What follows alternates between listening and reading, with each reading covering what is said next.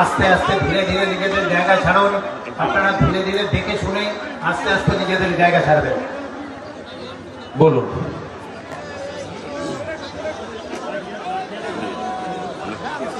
আমি ওই রকম ওই নর্দমার পিঠের কথার উত্তর দেবো। মিঠুন চক্রবর্তী জুতোতে জল দেওয়ার যোগ্যতা নেই, সে মিঠুন চক্রবর্তীকে মূল্যায়ন করেছে।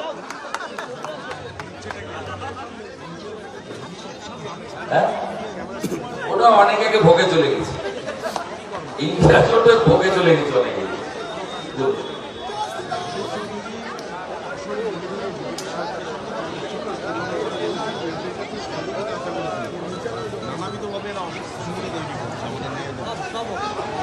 অজিত চৌধুরী আগে নিজে ঠিক করুন কি করবেন। হাফ হাতের লড়াই করে কিছু হবে না। আর অজিত চৌধুরীর কোনো দম নেই পশ্চিমবঙ্গের তৃণমূলের সঙ্গে লড়ার জন্য। লড়তে যদি কেউ পারে বিজেপি পারে। ওদের বিরোধী দলনেতা ছিল 16 সাল থেকে। বিধানসভার পারফরমেন্স কি কংগ্রেসের কোনো পারফরমেন্স ছিল?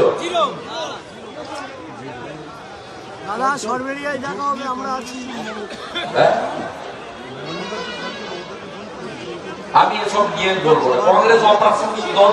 আপনার মিডিয়া এত পাবলিসিটি দেন কেন? সেটা আপনাদের ব্যাপার, আমার ইন্টারেস্ট নেই, অন্য কিছু থাকবে।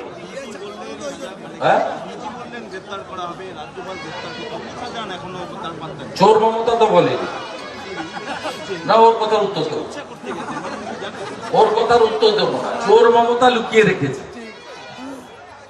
চোর মমতা চোর শাহজাহানকে লুকিয়ে রেখেছে। শাহজাহানরা থাকলে বসিরহাট সিটটা লুট করে যেতে যাবে। পঞ্চায়েতে তো দেখলেন 80% লোক ভোট দিতে পারেনি, গণনা কেন্দ্রে ঢুকতে দেয়নি। 21-এর পরে হিঙ্গলগঞ্জ, সন্দেশখালী, হাসনাবাদে কোথাও বিজেপি কর্মী সমর্থকদের অস্তিত্ব রাখেনি। এখানে ধর্মীয় আচরণ করতে দেওয়া হয় না। কারো সাহস আছে প্রকাশ্যে জয় শ্রীরাম বলা? ধর্মীয় স্বাধীনতা পর্যন্ত নেই এখানে।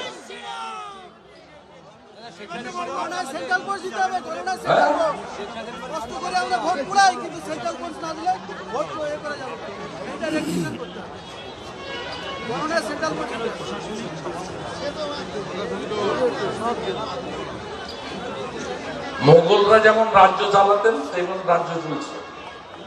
হীরক রানী ওই জন্য বলা হচ্ছে। মমতা ব্যানার্জিকে মানুষ হীরক রানী বলছে, আর হীরক রানী বাই বাই বলছে।